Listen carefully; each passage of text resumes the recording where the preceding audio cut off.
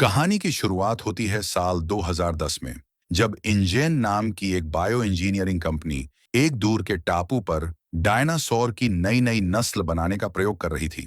तभी एक वैज्ञानिक गलती से कैंडी का रैपर जमीन पर गिरा देता है, जो दरवाजे के एयर लॉक सिस्टम में फंस जाता है। इससे सिस्टम खराब हो जाता है और दरवाजे का कंट्रोल रीसेट हो जाता है। सब लोग घबराकर भागने लगते हैं, लेकिन एक वैज्ञानिक हिम्मत दिखाकर वापस दौड़ता है ताकि दरवाजा हाथ से बंद कर सके और डायनासोर बाहर ना निकल पाए। इसी बीच एक कर्मचारी अंदर फंस जाता है और मदद के लिए चिल्लाता है, लेकिन उसका साथी दरवाजा खोलने से मना कर देता है। अगले ही पल एक विशाल डायनासोर पीछे से आकर उसे पकड़ लेता है और खींचकर मार डालता है। फिर आता है साल 2027, जब डायनासोर को धरती पर आए 32 साल हो चुके हैं, लेकिन बदलते मौसम और बीमारियों की वजह से ज्यादातर डायनासोर खत्म हो चुके हैं। अब लोग इनके प्रति अपना उत्साह खो चुके हैं। जो कुछ बचे हैं वो भूमध्य रेखा के पास रहते हैं, क्योंकि वही जगह उनके असली प्राचीन माहौल जैसी है। इंसानों के लिए वहां जाना सख्त मना है। दूसरी तरफ न्यूयॉर्क में मार्टिन ट्रैफिक में फंसा हुआ है, क्योंकि एक लंबी गर्दन वाला विशाल डायनासोर सड़क पर आकर रास्ता रोक देता है। तभी एक किराए की लड़ाकू जोरा चुपके से उसकी कार में बैठ जाती है और एक अहम मिशन के बारे में बताती है। मार्टिन की दवा बनाने वाली कंपनी को दिल की बीमारी का इलाज पूरा करने के लिए डायनासोर का खून चाहिए। ये खून लाने के लिए जोरा को उस मना किए गए इलाके में जाना होगा। शुरुआत में जोरा इस मिशन के लिए मना कर देती है, लेकिन जब मार्टिन उसे मोटी रकम देने का वादा करता है तो वो मान जाती है। दोनों म्यूजियम जाते हैं, जहां डायनासोर की प्रदर्शनी कम दर्शकों की वजह से बंद की जा रही है। वहीं उन्हें डॉक्टर हेनरी मिलते हैं, जिन्होंने सबसे पहले कंपनी को सलाह दी थी कि दवाई बनाने के लिए डायनासोर का डीएनए इस्तेमाल किया जाए। मार्टिन चाहता है कि हेनरी भी इस मिशन पर चले और जोरा उनकी सुरक्षा करे। हेनरी बताते हैं कि उन्हें सबसे बड़े डायनासोर से खून लेना होगा, क्योंकि उन्हीं के दिल की मांसपेशियां सबसे बड़ी होती हैं। इसलिए वो धरती का सबसे विशाल डायनासोर, समंदर का सबसे खतरनाक डायनासोर और आसमान का सबसे बड़ा उड़ने वाला डायनासोर को चुनते हैं। खून के सैंपल इन्हें जिंदा रहते हुए ही लेने होंगे। हेनरी जाने से हिचकिचाते हैं, लेकिन मार्टिन उन्हें लालच देता है कि इस मिशन में उन्हें असली डायनासोर को करीब से देखने का मौका मिलेगा। अगले दिन ये तीनों सुरिनाम के लिए उड़ान भरते हैं और वहां जोरा का पुराना दोस्त डंकन उनसे मिलता है। फोन पर उसने मदद का वादा किया था, लेकिन अब वो डर के कारण पीछे हटना चाहता है। लंबे झगड़े के बाद मार्टिन उसे और ज्यादा पैसे देकर मना लेता है। फिर टीम डंकन की नाव से निकलती है, क्योंकि डंकन को ऐसे रास्ते पता हैं जहां से सरकार की नजर से बचा जा सकता है। रास्ते में वो नक्शा देखते हैं और हेनरी उन्हें अपने खास तीर दिखाते हैं। हेनरी खास तीरों के बारे में बताते हुए वो समझाता है कि ये तीर डायनासोर की मोटी खाल को भी भेज सकते हैं, बस इन्हें कम से कम 10 फीट की दूरी से चलाना होगा। ये तीर अपने आप खून का सैंपल ले लेते हैं और खुद बाहर निकल जाते हैं, लेकिन हर तीर का इस्तेमाल सिर्फ एक बार ही किया जा सकता है। दूसरी तरफ रूबेन अपनी बेटियों इसाबेला, टेरेसा और टेरेसा के बॉयफ्रेंड जेवियर के साथ समुद्र में नाव से सफर कर रहा है। पानी में उन्हें कुछ पास तैरता हुआ दिखाई देता है। पहले तो उन्हें लगता है कि ये डॉल्फिन है, लेकिन उसके पंख अलग लगते हैं।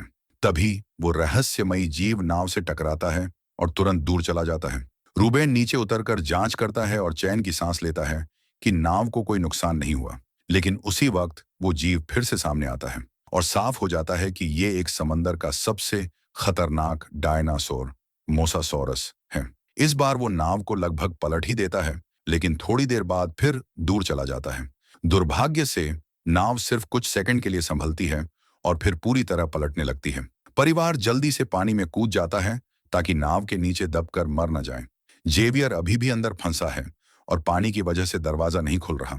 जबकि लड़कियां वापस नाव पर चढ़ती हैं, रूबेन जेवियर से कहता है कि इमरजेंसी बैग से रेडियो निकालो। जेवियर बैग ढूंढकर दरवाजे को लात मारता है और किसी तरह बाहर निकल आता है। नाव पूरी तरह उलट जाती है और रूबेन भी ऊपर चढ़ जाता है, लेकिन जेवियर पानी के अंदर मोसासोरस को अपने पास से तैरते हुए देख लेता है। वो जल्दी से सतह पर आता है और तेजी से नाव की तरफ तैरता है, जबकि वो विशालकाय जानवर उसके पीछे पीछे आता है। किस्मत से मोसासोरस नाव के नीचे से निकलकर दूसरी तरफ चला जाता है और परिवार जेवियर को खींचकर सुरक्षित कर लेता है। अगली सुबह हेनरी की टीम उस परिवार का मदद संदेश रेडियो पर सुनकर जाग जाती है। मार्टिन और सिक्योरिटी चीफ बॉबी उस परिवार की मदद को नजरअंदाज करना चाहते हैं, लेकिन जोरा मानती है कि उन्हें मदद करनी चाहिए। डंकन भी उसकी बात से सहमत होता है और अपनी टीम को रास्ता बदलने का आदेश देता है। कुछ ही देर बाद रूबेन दूर से नाव को आता देखता है और अपनी लोकेशन बताने के लिए आसमान में फ्लेयर चला देता है। परिवार को सुरक्षित निकालने के बाद जोहरा सोच में पड़ जाती है कि आखिर वो समंदर का सबसे खतरनाक डायनासोर किसी अनजान नाव पर हमला क्यों करेगा। हेनरी अंदाजा लगाता है कि शायद उस डायनासोर ने नाव को अपने लिए खतरा समझ लिया हो। परिवार ये जानना चाहता है कि टीम उस खतरनाक जीव की तलाश क्यों कर रही है, लेकिन उन्हें कुछ भी नहीं बताया जाता। तभी रडार पर अचानक कुछ दिखाई देता है और अलार्म बज उठता है। उसी वक्त मोसासॉरस उनकी नाव से टकरा जाता है। डायनासोर पानी से बाहर छलांग लगाता है। जोरा फौरन शूट करने की पोजीशन में आ जाती है और हेनरी उसे डेक से बांध देता है।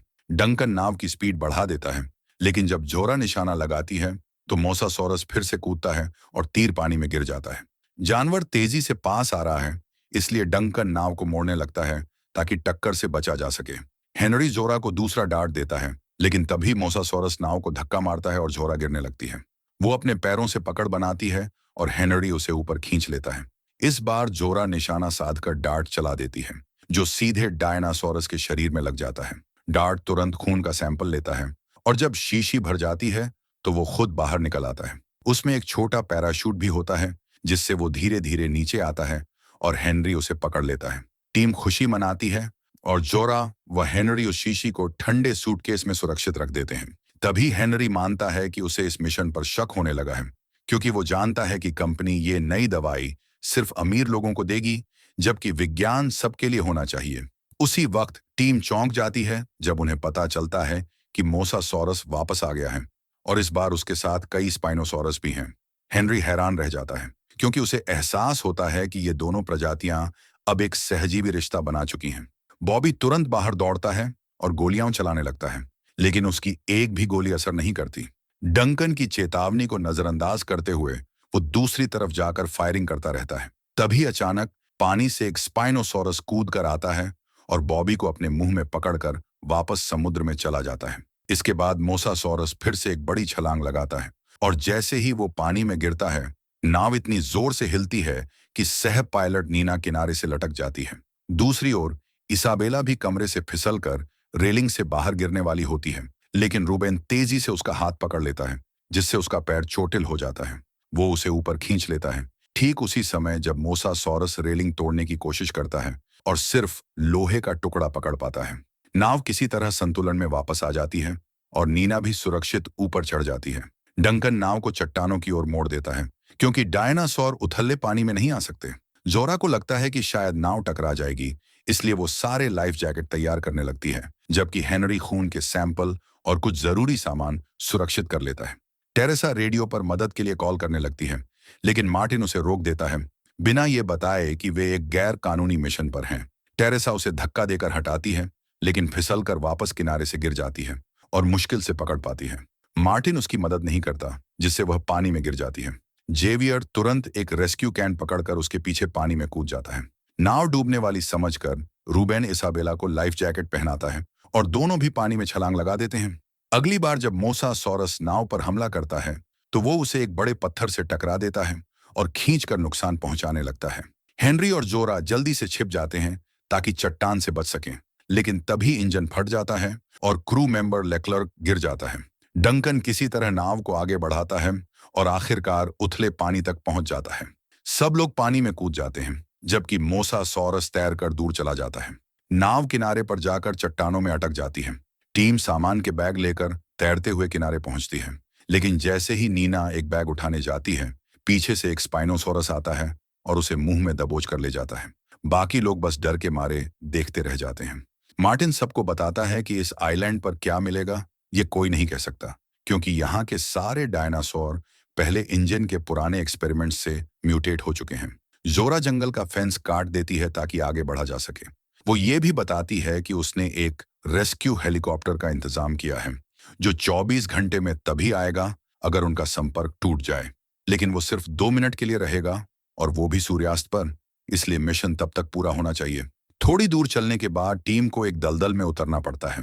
जोरा मार्टिन से टेरेसा के गिरने के बारे में पूछती है, लेकिन मार्टिन अनजान बनने का नाटक करता है। दलदल में चलते हुए उसे पैरों के पास कुछ छूने का एहसास होता है, लेकिन जब तक वे किनारे नहीं पहुंचते तब तक पता नहीं चलता कि वो क्या है। तभी एक विशाल ईल मछली बाहर कूदकर उन्हें चौंका देती है, लेकिन हमला नहीं करती और चली जाती है। यात्रा जारी रहती है और नदी किनारे रुककर पानी पीते समय मार्टिन को कुछ सैन्य आईडी टैग्स मिलते हैं। मार्टिन पानी पीते समय अपने हाथ पर खून टपकता देखता है। ऊपर देखने पर उसे पेड़ के ऊपर फंसा एक पुराना हेलीकॉप्टर दिखाई देता है। उसके अंदर मरा हुआ पायलट एक बंदूक पकड़े होता है। मार्टिन एक डंडी से वह बंदूक नीचे गिरा लेता है और चुपचाप अपने पास रख लेता है। उधर जेवियर को टेरेसा मिल जाती है। थोड़ी देर में रूबेन और इसाबेला भी वहां पहुंचते हैं। चारों तैरकर एक गुफा के रास्ते द्वीप पर पहुंचते हैं। उन्हें वहां की खूबसूरत जगह और इंजेन लैब्स की छोड़ी हुई पाइपलाइन मिलती है। रूबेन को याद आता है कि टीम ने इस इलाके में इमारतों का जिक्र किया था, तो वे पाइप का पीछा करते हैं।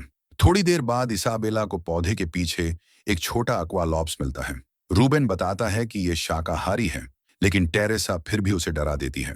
जेवियर एक पौधा गिराने की कोशिश करता है। तभी पास में डायनासोर की दहाड़ सुनाई देती है, तो उन्हें रास्ता बदलना पड़ता है।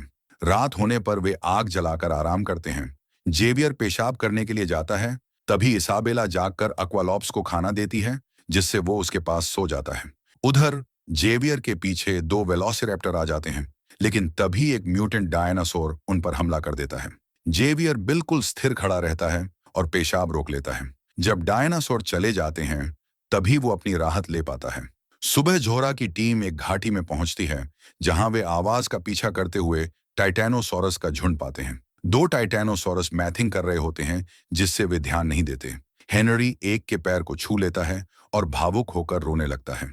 माहौल शांत होने पर जोरा आसानी से डार्ट मारकर ब्लड सैंपल ले लेती है। परिवार धीरे धीरे आगे बढ़ रहा था, क्योंकि रुबेन की टांग में चोट थी। छोटा अक्विलॉप्स उनका पीछा करता रहा, तो इसाबेला ने उसका नाम डोलोरेस रख दिया और उसे अपने बैग में रख लिया, कहते हुए कि वो इसे घर ले जाएगी और पालतू बनाएगी।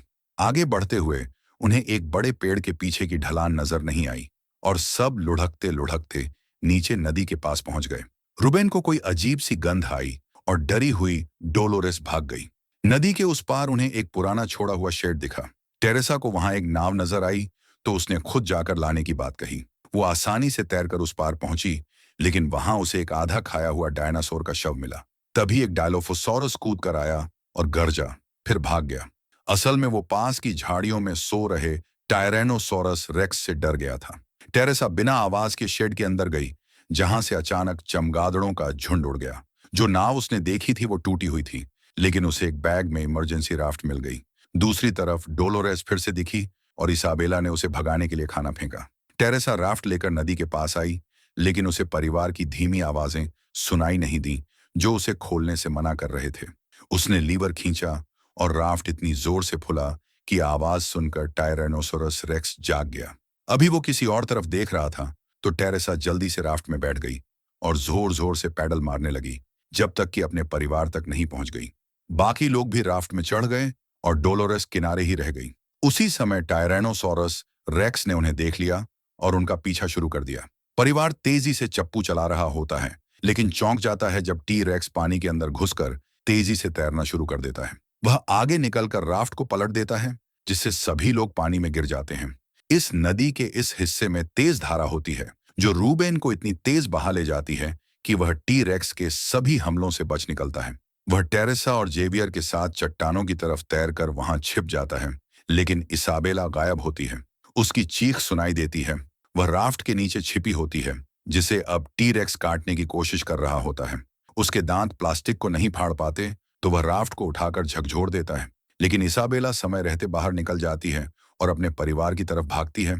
टी रेक्स उसके पीछे आता है। समूह चट्टानों के पीछे छिप जाता है, जहां से डायनासोर अंदर नहीं आ सकता, तो वह हार मानकर चला जाता है।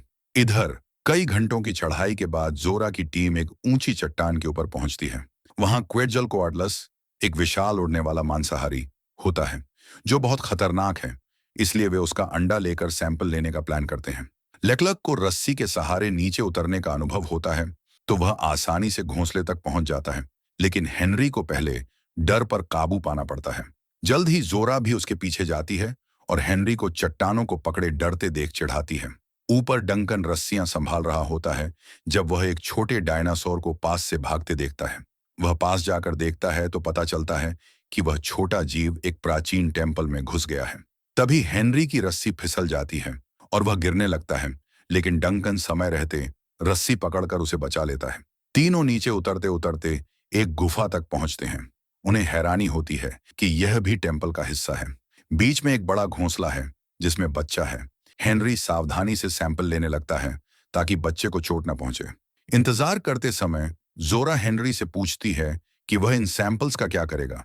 हेनरी बताता है कि वह चाहता है यह इलाज ओपन सोर्स हो ताकि हर कोई इसे बना सके और लाखों लोगों की जान बच सके। चट्टान के किनारे लेक्लर्क रस्सियों को सुरक्षित कर रहा होता है कि तभी विशाल उड़ने वाला डायनासोर की मां वापस घोंसले में लौट आती है। वह बाकी लोगों को चेतावनी देता है और वे स्तंभों के पीछे छिप जाते हैं।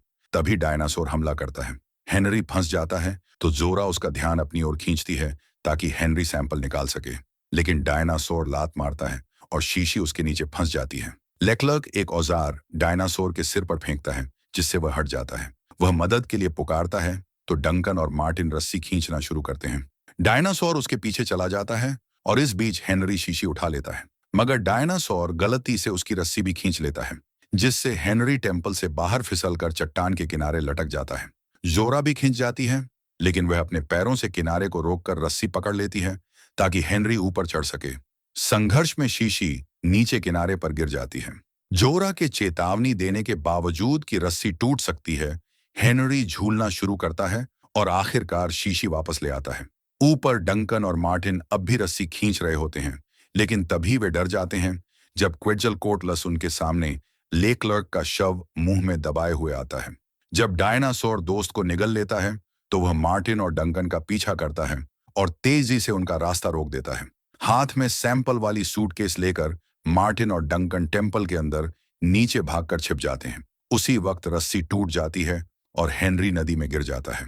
वह तैरता हुआ किनारे पहुंचता है और देखता है कि डंकन और मार्टिन एक छुपे हुए रास्ते से बाहर आ रहे हैं, जबकि जोरा रस्सियों की मदद से नीचे उतर रही होती है।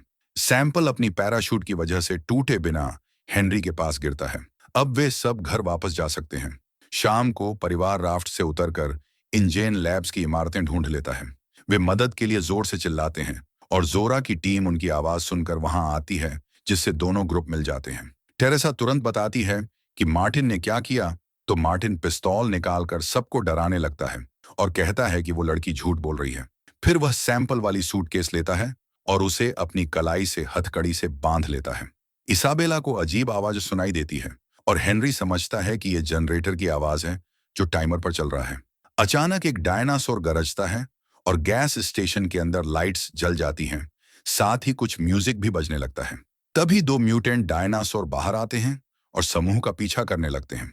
लोग तुरंत भागने लगते हैं और समूह अलग हो जाता है। परिवार गैस स्टेशन के अंदर पहुंच जाता है, जहां रूबेन और जेवियर दरवाजा मजबूती से बंद करके म्यूटेंट डायनासोर को रोकने की कोशिश करते हैं। वे दरवाजे के सामने एक रैक खड़ा कर देते हैं, फिर आगे बढ़ जाते हैं, लेकिन इसाबेला वापस लौटती है क्योंकि वह डोलोरेस को देखती है। उस समय डायनासोर छत में एक छेद खोलकर स्टेशन के अंदर घुस आता है। इसाबेला जल्दी से डोलोरेस को पकड़कर फ्रिज में छिप जाती है। डायनासोर फ्रिज के पास आकर गरजता रहता है। बाकी परिवार उसके ध्यान भटकाने के लिए कुछ चीजें फेंकते हैं। इसाबेला इस मौके का फायदा उठाकर धीरे धीरे बाहर निकलती है और परिवार के पास वापस चली जाती है। वे सब शेल्फ के पीछे छिप जाते हैं। रूबेन पानी की आवाज का रास्ता पकड़कर एक छुपा दरवाजा ढूंढ लेता है। जब डायनासोर उनकी जगह पर आता है तो परिवार पहले ही सुरंग के अंदर गायब हो चुका होता है। दूसरा डायनासोर हेनरी और डंकन का पीछा करता है, जो एक लैब में जाकर दरवाजा बंद कर उसे रोक देते हैं। हेनरी समझता है कि यही जगह है जहां डायनासोरों की नई नस्लें बनाई और बदली गई थीं। वहां एक कैप्सूल में एक नमूना भी रखा है। डंकन नक्शा देखता है और पता चलता है कि पूरे द्वीप के नीचे सुरंगों का जाल है, जो उन्हें डॉक पर एक नाव तक ले जा सकता है। पहला डायनासोर बाहर जोरा का पीछा करता है। जोरा तेजी से भागकर मार्टिन के साथ एक जीप के नीचे छिप जाती है। मार्टिन उस डायनासोर पर गोली चलाता है, लेकिन कोई भी निशाने पर नहीं लगता। डायनासोर मार्टिन के करीब आकर उसे पकड़ लेता है और जीप के ऊपर फेंक देता है। मार्टिन ध्यान रखता है कि सैंपल हाथ से न छूटे और अपनी बंदूक गिरा देता है, जिसे जोरा पकड़ लेती है। तभी बचाव हेलीकॉप्टर आता है, लेकिन अंदर कोई नजर नहीं आता। मार्टिन जीप में बैठकर वहां से भागने लगता है तो जोरा छिप जाती है। डायनासोर उसे रोकने की कोशिश करता है, लेकिन जीप उसे जोर से टकराकर आगे बढ़ते हैं। फिर वह डायनासोर सुरंगों में परिवार की आवाजें सुनकर एक नाली का ढक्कन हटाकर नीचे उतरने लगता है। जोरा उसे देखती है और पीछे पीछे चल पड़ती है। इसी बीच हेलीकॉप्टर वापसी की तैयारी करता है। हेनरी और डंकन सुरंग से निकलते हैं और हेनरी हेलीकॉप्टर की तरफ ध्यान आकर्षित करने के लिए फ्लेयर फेंकता है। हेलीकॉप्टर वापस मुड़ता है, लेकिन जैसे ही वह उतरने वाला होता है, एक म्यूटेड टी रेक्स, जिसे डिस्टोरिस रेक्स कहा जाता है, सामने आता है। वह हेलीकॉप्टर को काटता है और उसे जोर से जमीन पर पटक देता है, जिससे एक बड़ा धमाका होता है। तभी डंकन परिवार की आवाजें सुनता है, तो वह भी एक नाली का ढक्कन हटाकर हेनरी और अपने लिए रास्ता बनाता है। अचानक जोरा उनके पास आ जाती है और ठीक समय पर गोली चलाकर सुरंग के दूसरे छोर पर दिखने वाले डायनासोर को मार देती है। इसके बाद डंकन समूह को सुरंगों के रास्ते डॉक तक पहुंचाता है, लेकिन बाहर का दरवाजा बंद हो जाता है। डायनासोर ऊपर से आते हैं, तो इसाबेला सलाखों के बीच से निकलकर कंट्रोल पैनल तक दौड़ती है। उसके बैग में रखा डोलोरेस डर के चिल्लाता है और आने वाले डीरेक्स के बारे में चेतावनी देता है। इसाबेला बहुत डरी हुई है, लेकिन अपने परिवार की आवाजें सुनकर वह दरवाजा खोलने के लिए पैनल का इस्तेमाल करती है। डीरेक्स सुरंग में आने ही वाला होता है। तभी वह मार्टिन की जीप की आवाज सुनता है। वह अपने बड़े पंजे से जीप को रोक देता है और यह मौका पाकर समूह सुरंग से बाहर निकल जाता है। दूसरा डायनासोर उनका पीछा करता है, लेकिन जोरा दरवाजा बंद कर उसे अंदर फंसाकर रख देती है। उस समय डीरेक्स मार्टिन को पकड़ लेता है और उसे खाने लगता है। इससे मार्टिन का सूटकेस, जिसमें उसका कटे हुए हाथ वाला हिस्सा है, गिर जाता है। जोरा जल्दी से उसे उठा लेती है और बाकी लोगों के साथ नाव तक भागती है। दुर्भाग्य से नाव को पकड़ने वाला क्रेन फंसा हुआ है। डीरेक्स अचानक प्रकट होता है और इसाबेला का पीछा करता है। हेनरी बताता है कि यह रोशनी की ओर आकर्षित होता है। डंकन एक फ्लेयर जलाता है और पीछे हटकर डीरेक्स का ध्यान अपनी तरफ खींचता है, ताकि बाकी लोग भाग सकें। डंकन पानी में छलांग लगाकर डॉक से दूर चला जाता है, जहां डीरेक्स उसे घेर लेता है। जोरा क्रेन की चेन काट देती है, जिससे नाव आजाद हो जाती है और पूरा समूह उस नाव पर कूद जाता है। लेकिन वे नाव का इंजन चालू नहीं कर पाते। डीरेक्स वापस आता है और हमला करने के लिए छलांग लगाता है। हालांकि रूबेन समय पर नाव चालू करने में सफल हो जाता है और वे सब सुरक्षित द्वीप से बच निकलते हैं। समुद्र पार करते हुए वे आकाश में एक फ्लेयर देखते हैं और उसे फॉलो कर डंकन को बचाते हैं। सुबह होते ही रूबेन देखता है कि इसाबेला के पास अभी भी डोलोरेस है। जोरा और हेनरी बात करते हैं कि वे सभी सैंपल सबके साथ साझा करेंगे और इसी सीन के साथ ये फिल्म खत्म हो जाती है।